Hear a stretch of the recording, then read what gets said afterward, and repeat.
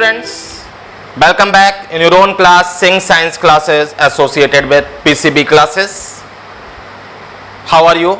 In the last topic, we discussed about the difference between the structure of ovum and difference between the ovum and spermatozoon, and today we discuss about the difference between spermatogenesis and oogenesis. So let's start difference between spermatogenesis and oogenesis. तो एक तरफ लिख लेते हैं हम लोग क्या, spermatogenesis, और एक तरफ क्या लिख लेते हैं हम, oogenesis. तो एक तरफ हमने लिख लिया स्पर्मेटोजेनेसिस और एक तरफ क्या लिख लिया हमने, oogenesis. तो सबसे पहले स्पर्मेटोजेनेसिस की बात करें तो स्पर्मेटोजेनेसिस का मतलब है फॉर्मेशन ऑफ स्पर्म, या हम यहां पर लिख लें स्पर्मेटोजोआ. यानी स्पर्मेटोजेनेसिस प्रोसेस है किसके फॉर्मेशन की, स्पर्मेटोजोआ के फॉर्मेशन की, formation of spermatozoa in testis in male. और यहां पर हम क्या लिख लें कि फॉर्मेशन ऑफ किसकी प्रोसेस है, oogenesis, process of formation of ova, formation of ova in ovary in female. यानी ये प्रोसेस टेस्टिस में चलती है, मेल में होती है. oogenesis में ओवा का फॉर्मेशन होता है, प्रोसेस का रन करता है ओवरी में, और ये होती कहां है, फीमेल में. अब सबसे इंपॉर्टेंट थिंग, जो स्पर्मेटोजेनेसिस होती है, कौन, spermatogenesis, this start from puberty. This start from puberty. This start from puberty. ये कहां से स्टार्ट होती है, प्यूबर्टी से स्टार्ट होती है. और ये कहां से स्टार्ट होती है, starts from embryonic development. Starts from embryonic development. जब एम्ब्रियो कितने वीक्स का होता है, अबाउट 25 वीक्स का होता है, तब ये oogenesis क्या होती है, स्टार्ट हो चुकी होती है. इतनी बात समझ में आई. अगर हम बात करें जो स्पर्मेटोजेनेसिस है, it occur continuously from puberty onwards. It occurs continuously from puberty to onwards. यानी प्यूबर्टी के बाद ये जो स्पर्मेटोजेनेसिस है ये कंटिन्यूअसली चलती है.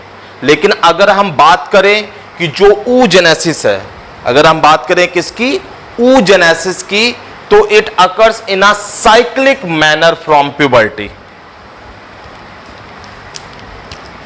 It occurs in cyclic manner from puberty. यानी प्यूबर्टी से ये साइक्लिक मैनर में क्या होती है, अकर होती है. अगर हम बात करें स्पर्मेटोजेनेसिस की, तो वहां पर जो प्राइमरी स्पर्मेटोसाइट होता है उससे 4 फंक्शनल स्पर्मेटिड्स का स्पर्मेटोजोन का फॉर्मेशन होता है. यहां पर क्या होता है, 1 primary spermatocyte give rise to 4 spermatozoon. यानी एक प्राइमरी स्पर्मेटोसाइट से कितने स्पर्मेटोजोन का फॉर्मेशन होता है, 4 स्पर्मेटोजोन का फॉर्मेशन होता है. जबकि यहां पर क्या होता है, 1 प्राइमरी oocyte से, 1 primary oocyte give rise to 1 ovum. यानी यहां पर 1 प्राइमरी oocyte से कितने ओवा मिलते हैं, ओनली 1 ओवा मिलते हैं। अब इसके अलावा अगर हम बात करें तो जो स्पर्मेटोजेनेसिस होती है, सबसे खास बात क्या है? The entire process is completed inside the testis. Entire process is completed in the testis। यानी जो स्पर्मेटोजेनेसिस की पूरी प्रोसेस है वो कहां कंप्लीट होती है? टेस्टिस में कंप्लीट होती है। लेकिन यहां पर जो oogenesis है, process is complete in ovary and fallopian tube. Ovary and fallopian tube. अगर आपको याद हो, जो सेकेंड मियोटिक डिवीजन कंप्लीट होता है वो कहां कंप्लीट होता है? फेलोपियन ट्यूब में कंप्लीट होता है। ठीक है। इसके अलावा अगर स्पर्मेटोजेनेसिस की बात करें तो यहां पर क्या होता है? Number of spermatozoa are form simultaneously. बहुत सारे स्पर्मेटोजोआ एक टाइम में फॉर्म होते हैं और यहां पर क्या होगा? ओनली 1 ओवा इज फॉर्म्ड। एक ओवा हर मंथ रिलीज होता है in the case of human female.